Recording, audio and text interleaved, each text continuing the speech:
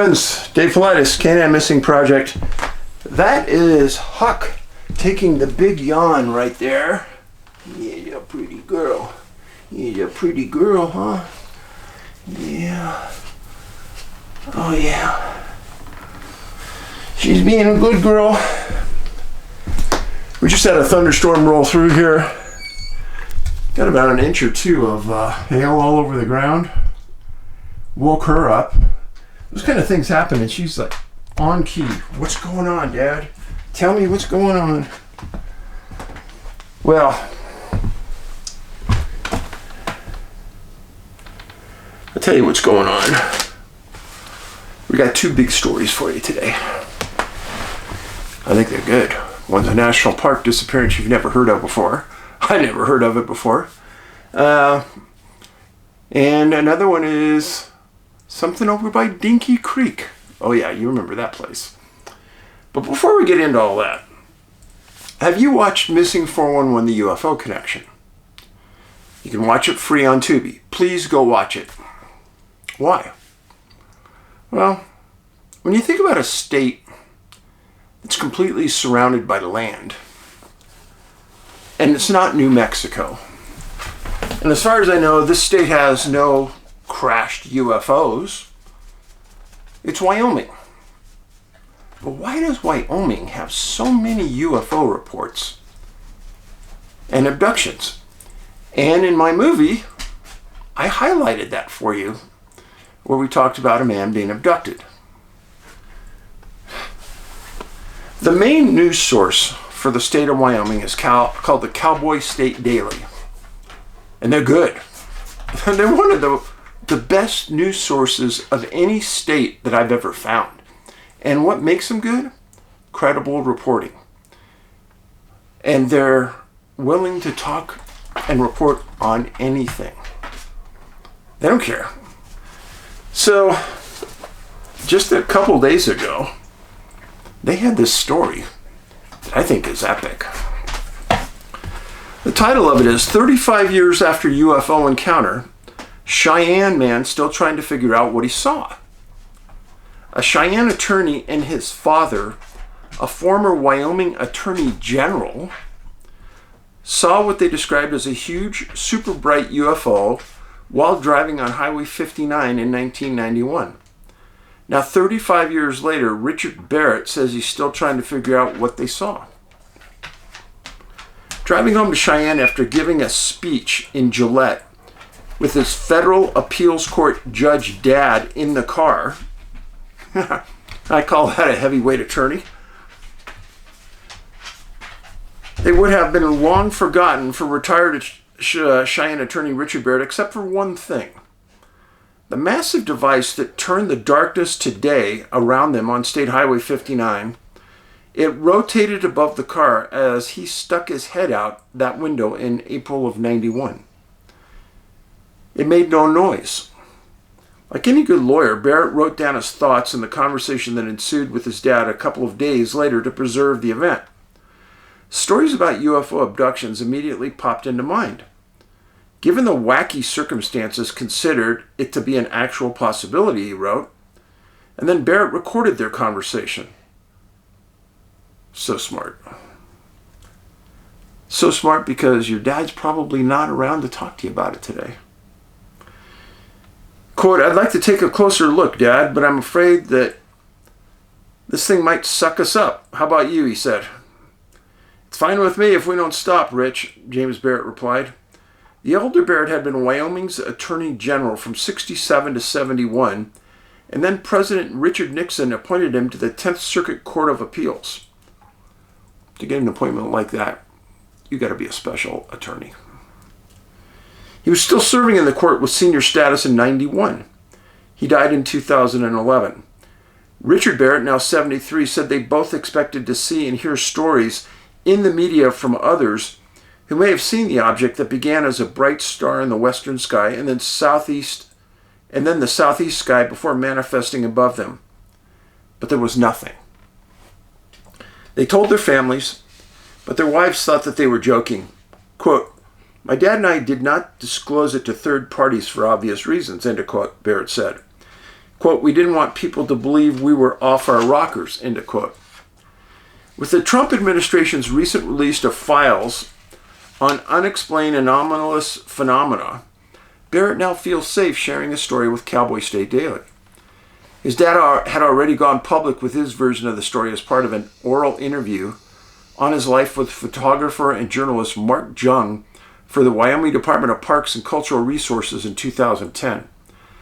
Richard and James Barrett in 92. The son and father kept their UFO sighting to themselves for many years. The Barrett's disclosures never made it to the National UFO Reporting Center, but the center does list 446 reports of strange objects in the Wyoming skies as recent as May 3rd and going back 50 years. The latest report from a Gray Bowl resident listed a green flashing orb above the clouds traveling north to south.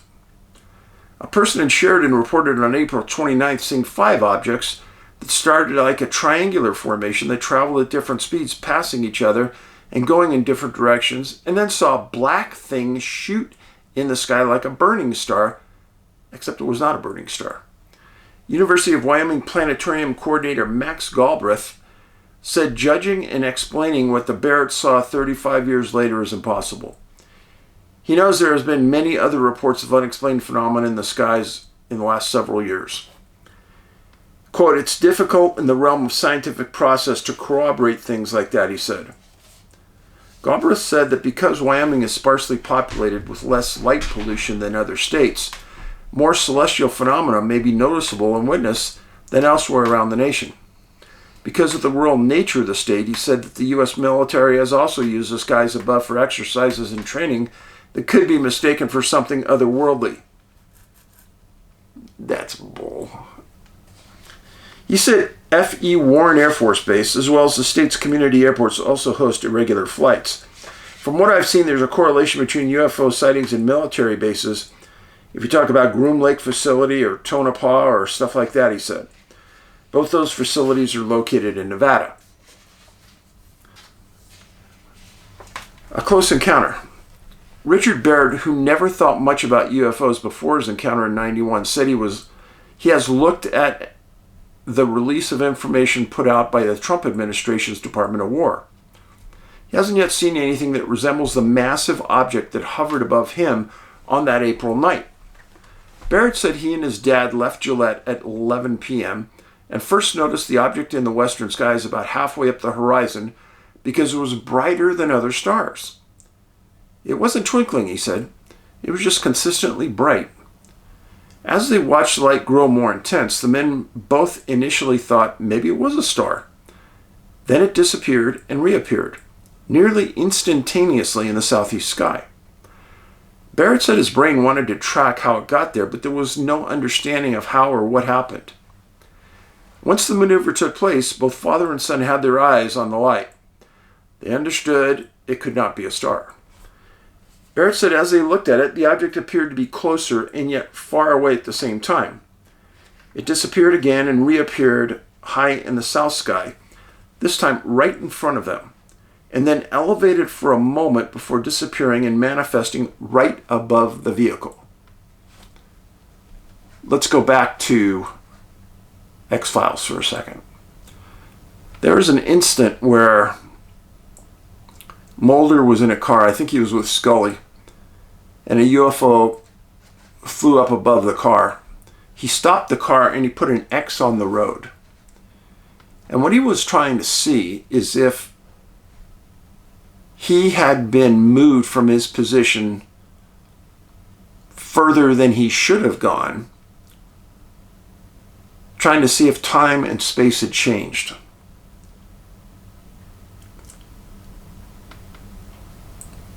It disappeared again and reappeared high in the south sky, this time in front of them, and elevated for the moment before disappearing and manifesting above their car. His initial estimation was that it was 10 stories high. His dad described it as bigger than a house. Quote, "It's so large that it covered the area our car was moving south in," Barrett said. "We could look right up and see this thing," meaning this airborne craft, which appeared to be one aircraft but 2 discs, and it was metallic, end of quotes. Barrett said the craft lit up the area he drove through like it was noon. He described a continuous circuit of rotating lights at the apex of the craft, and there were dark, smoky windows that were maybe 5 feet by 3 feet. The craft's discs were slightly oval and appeared as if one had been planted on top of the other. We saw the light and it just went poof. Barrett said there was curiosity and fear happening at the same time as both he and his dad tried to discern what to do and how to respond. He slowed down to a crawl and became aware that there was no other traffic on the road. His lawyerly logic quickly set the pros and cons before him. I wanted to pull over, stop and get out and just stand and look up at it. However, the case counter to that was fear, and once my dad and I were standing outside the car looking up at this thing, we'd somehow be taken up into it, he said. And I couldn't possibly believe I was actually in a situation where that was to me a realistic possibility. Barrett said he rolled down his window and looked up at whatever it was and had the conversation with his dad about stopping, received his deferential answer and decided to keep moving. He rolled up his window and stepped on the accelerator to get to cruising speed of 65. The car was still bathed in light from the craft above as they headed south on Highway 59 until it wasn't.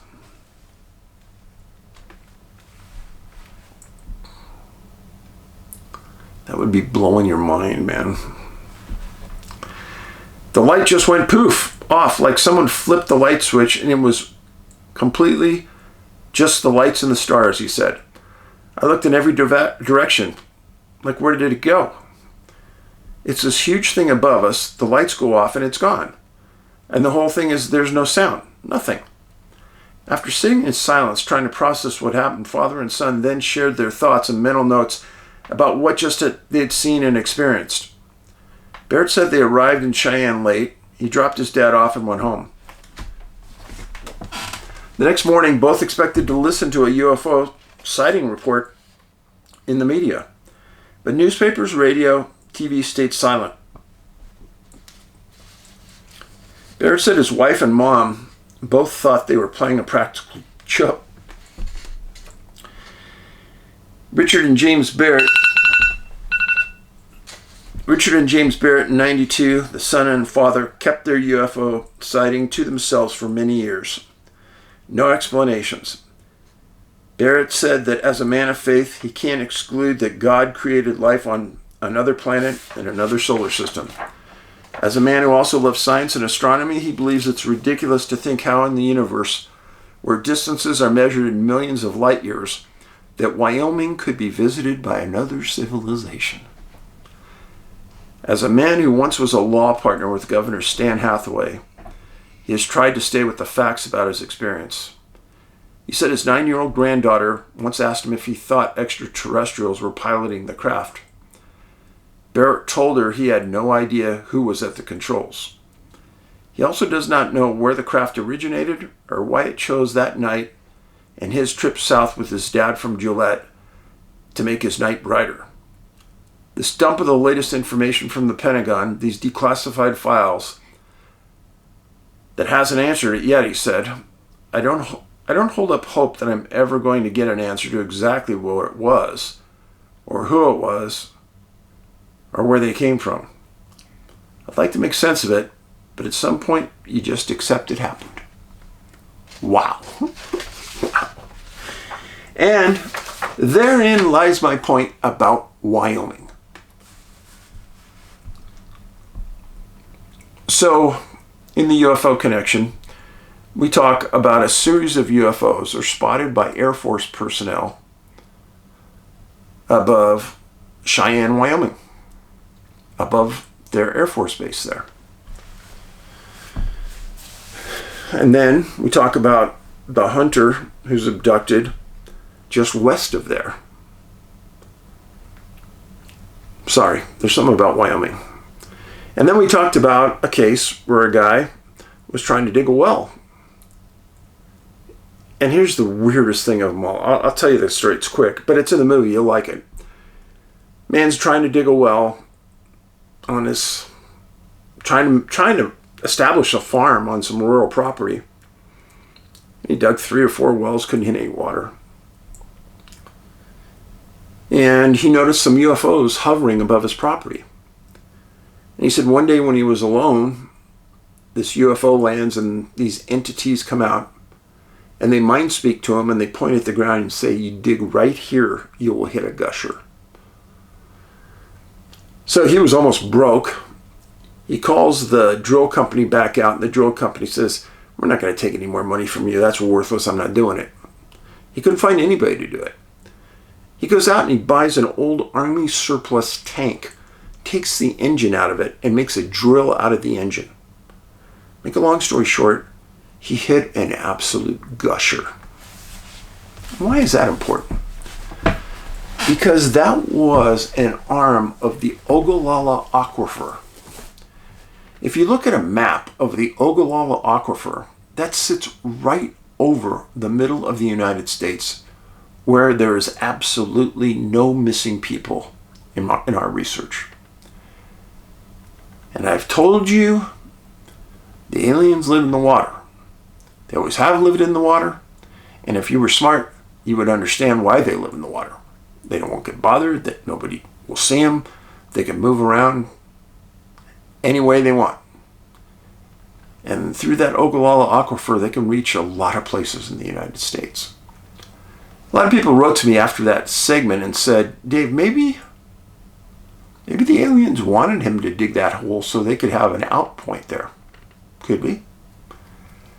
But that man dug the well, hit a gusher. Here's the unbelievable part. I swear to you, this is a true story. The story comes out, the movie comes out.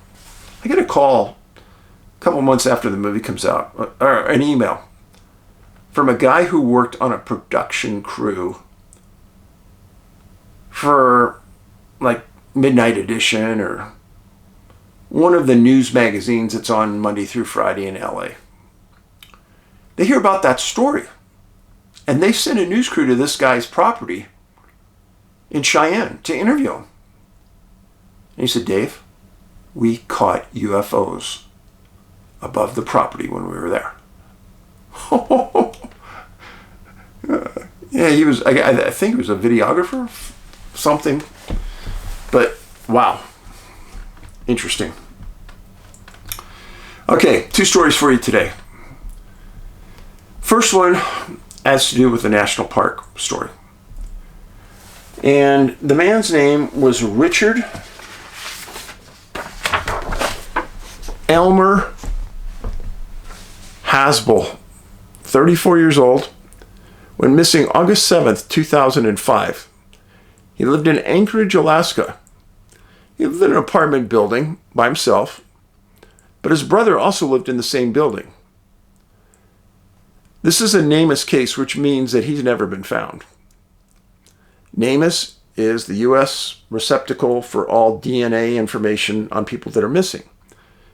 So if, let's say, they find a body in Alaska, they look up missing people, and they'll run the DNA through NABS to see if it's somebody on their system. Yet this Richard has not been found. So his brother's name is Jay. And the brothers were close. They kept in touch with each other a couple times a month. Sometimes they'd come over and see each other. About 10 years before this happened, Richard was diagnosed as schizophrenic. His brother explained that he would hear voices, he was still functional, and sometimes to clear the voices out of his head, he would go take a hike in the mountains. He said sometimes he'd tell me, sometimes he wouldn't. And then he said, my brother had a strange attraction. He said, I had a couple of cats.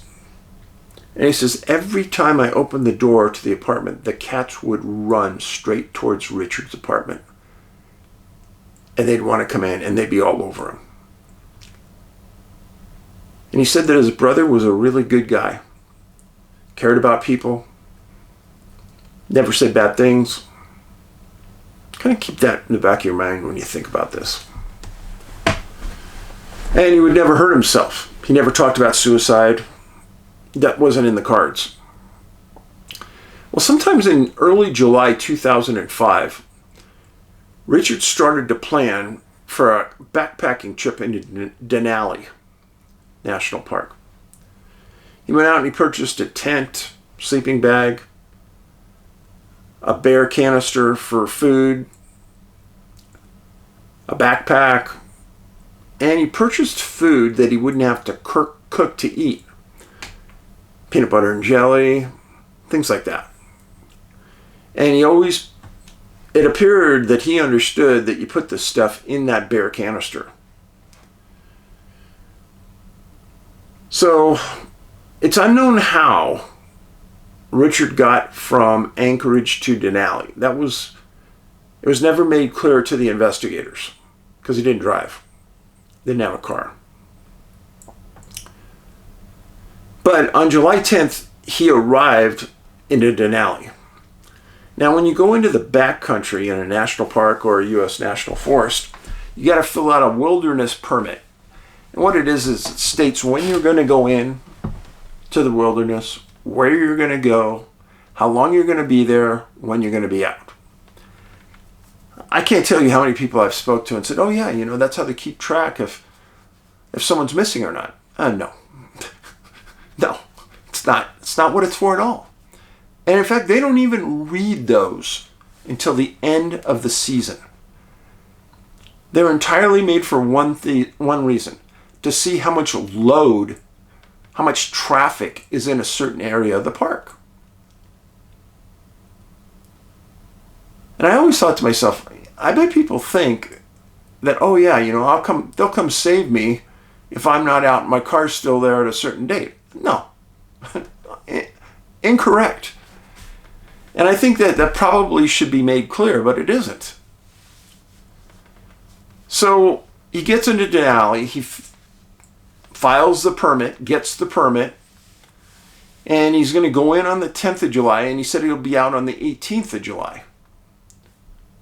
And then they backtracked and they found out that he took the National Park Service shuttle into a place called Wonder Lake, kind of by Denali Camp.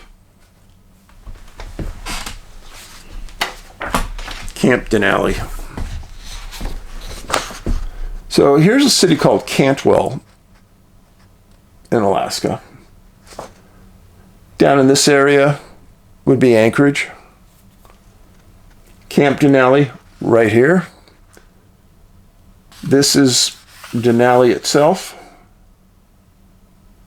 And this little area right there, that's Wonder Lake. So the camp shuttle will take you into Wonder Lake. And from there, you could backpack into a lot of different areas. It was unclear exactly where he was going because he didn't say. He just said, gonna go to Wonder Lake and camp. Okay.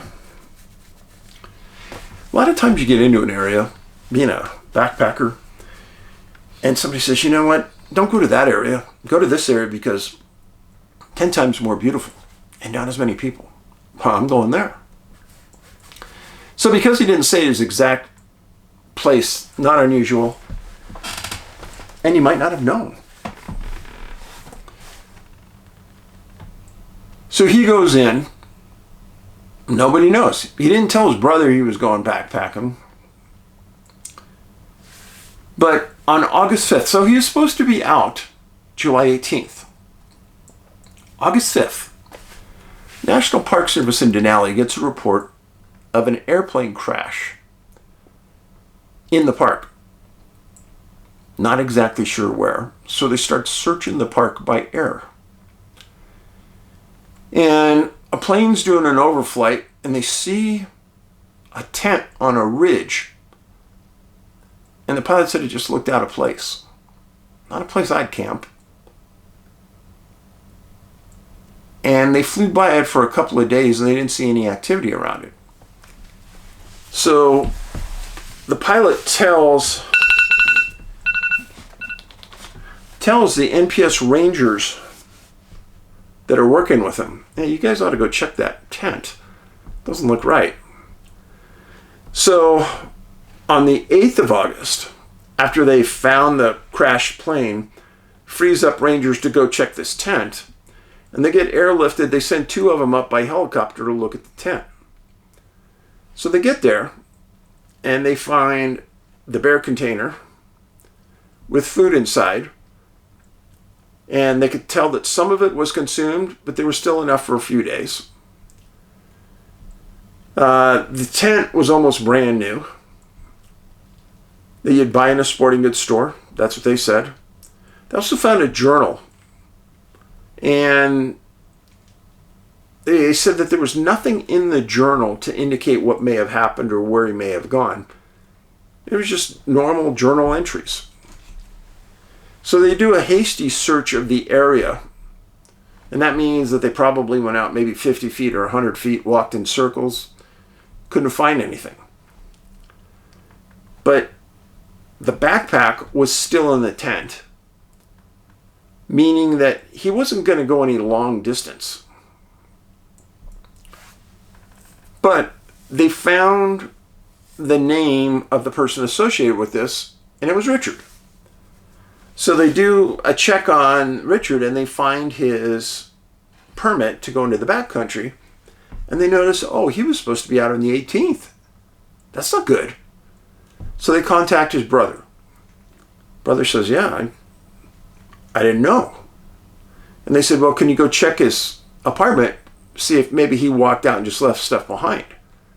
So he checks the apartment and comes back and tells him, hey, the apartment is in order. He's a very neat man. It was clean, doesn't look out of place, looks completely normal. Okay. So the National Park Service decides, we better do a big search. Jay also told the park that his brother was in super good shape. He had put 50-pound weights on a little pack that he had and hike around town just to keep himself in shape. So on the 9th of August, 20 National Park Service Rangers get airlifted into that area where this tent is at. And of course, it's the tent that Richard used. He's not there. And they start searching that area. And then they also sent a kayak team to check Wonder Lake to see if there was anything on the banks or anybody had seen anything, because there were people camped there.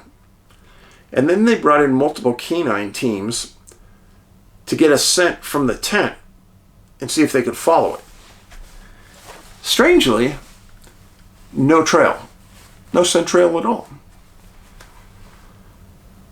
The National Park Service also said that there was no evidence of any bear in the area at all. No scat, no tracks, no predation, nothing. Which is good. There was nobody else camped in this area because it was an odd place to camp. Search went on for 4 days, 5 days. 20 searchers each day. An NPS plane flew the area each day. They checked drainages. NPS said that they found a lot of things, but nothing that could be attributed to Richard. On August 15th, NPS said that they were reducing their search and rescue efforts, and on the 21st, all searches ended. Now here's the part that's just bizarre to me. Certain cases, the National Park Service makes up posters, does a press release. Nothing on this. Nothing. I don't understand it. I've never heard of it before. I found this when I was doing some real detailed searches about Alaska. And I stumbled onto this by pure accident. And I think that's what National Park Service wants. They don't want anyone to know about these. They don't want anyone to even know they're searching for anybody. At the end of this search, they did say that they thought it was odd that he disappeared because the last major search in Denali was in 1995, 10 years earlier. So I feel sorry for his brother. But Richard was never found. And it's a huge mystery.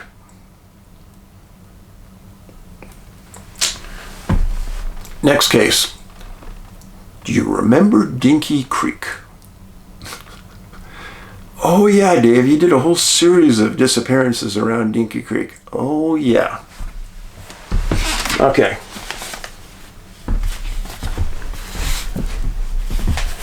So, here's Fresno. Right here. Sequoia Kings Canyon, Kings Canyon National Park, Iron Lakes, Yosemite Valley. This whole area is just filled with missing people. So, where these guys were going, were they parked their car at Fish Camp. I'll explain this in a second. And then they were hiking to Iron Lakes. Right here, there's a California Youth Authority prison camp at Coarse Gold. I'll explain how that plays into this in a second. So, Charles Redrup, 82 years old, was missing June 18th, 1955. He's a fisherman, retired. He lived a lifetime in that Fresno area. He was best friends with a man named Mills Holt, who owned a very successful business in Fresno. It was a body and fender shop. Both loved to fish. Both had been to Iron Lakes many times. And they liked it because it was a little bit of a tough hike going in. People didn't want to go there because it was hard to get to, and the fishing was good. My guess is probably now there's a dirt road getting into Iron Lakes. I don't know. But what they did was, Charles was in really good shape. So was Mills. Even though they were older men, they both liked to go out into the wilderness. So on June 17th, the men left, and they took the dirt road to the last road up above Fish Camp. And they camped, and they decided that they were going to spend the night camping right there, wake up in the morning and hike in. The trail from that point going in is very well worn. You're not going to get lost. Iron Lake. Hey, you just scared our audience. Iron Lake elevation is 7,200 feet. As an example, Lake Tahoe is 6,200 feet. Yeah, I know, Huck. Hey. Hey, don't scare our people. You think we're sleeping? You good girl. You good girl. I'm sorry she woke you like that. So the guys are hiking in. Beautiful day, June. They get about 3/4 of a mile away from the lake. And Charles tells Mills that he's tired and he's going to rest. He didn't sleep good the night before, and he's just going to close his eyes, take a little nap. Why don't you go ahead, go onto the lake. I'll catch up to you. You can start fishing. And I'll catch up to you. So Mills says, okay, they're good buddies. He starts hiking in. Now right there, what do you have? Point of separation. Remember that. Now, if you're hiking on this trail, everywhere you look, you see granite. And there's water all over the place. The perfect combination for missing 411. So at noon, Mills is fishing. He starts looking around for Charles. Called his name. He was fishing right near where the trail meets the lake. Then he decided, well, you know what? I better go check on the guy. So he starts hiking out. Hikes all the way to the spot where he was last seen, doesn't see him. Calls his name, doesn't get an answer. Goes back and forth on the trail twice. And then as it's getting dark, he reaches the truck and he's exhausted. And he decides he's just going to sleep at the truck, wait till morning, and then drive down and get some rangers. 7 a.m. he wakes up, drives down into Fish Camp, and he tells the rangers what happened. So a couple of Rangers go with him back to the point where they parked their truck, and they go with Holt, and they hike the trail towards the lake. Meantime, they're always calling Charles's name, yelling for him. They're not catching anything. They're not seeing anything. Nobody's responding. Rangers come back, and that night they requested assistance from the Madera County Sheriff. Now Madera's a good-sized county. They've got canine units. They have access to other things that the Rangers don't. And the sheriff, realizing that this could be serious, he also calls the California Youth Authority in Coarse Gold that I showed you on the map. And he says, hey, why don't you send 20 of your prisoners up? We could use them to search. And they go, for sure. They'll be there tomorrow. So on the 21st, California Youth Authority shows up. Deputies show up from Madera County. Canines show up. The canines are the first ones down the trail. And then Holt tells the searchers, I don't think Charles is lost. We've been up and down this trail many, many, many times over the years. I don't think he could be lost. So keep that in the back of your mind. So they search all day. They don't find anything. The next day, the 22nd, the prisoners are searching one area. Deputies are searching an area. It got down to about 33 degrees that night. And then the undersheriff who was there kind of organizing thing, his name was James Haney. He sent some of the searchers 2 miles north into a place called Dutchman Lake. It was his thinking that it's just maybe possible that Charles got lost, even though Holt said it's not possible. So he sent some deputies there, and they find some tracks around the lake. He admittedly said he doesn't know whose tracks those were, if those were just other fishermen or what. That's why you don't do that. Unless you have reason to be there, don't waste resources going someplace on a hunch. On the 23rd, they have 50 men searching. This time the sheriff showed up, Marlon Young. He stated to the press that was on scene that they were doing everything possible to find Charles, and that they had searchers going to the backside of the lake up to 9,000 feet looking around, making sure Charles didn't wander off. They did find some tracks around Iron Lakes, but none of them were confirmed to be Charles's, and nobody really believed they were, because to get to that position on the lake, he would have had to have walked down the track on the trail that they came in on. Nobody saw him. On the 27th of June, the sheriff declared the search and rescue was over, and they said that they didn't find one thing of Charles. And they had spent 1,000 man-hours on the search. I would go forward into history to see if maybe Charles was found, what happened. The other thing I found is that on December 29th, 1955, his estate went into probate, and the home value that he lived in was $46,000. In 1955 in California, that was a lot of money. I remember my folks bought a house, 1970, for $18,000 in a nice area of Cupertino, and that was a really nice house. So 46 grand and 55, woo! And he had $28,000 in savings, which was a ton of money for 55. Case has never been solved. And again, it's in that chain in the Sierras where there's all kinds of people missing. It's very confusing, that area.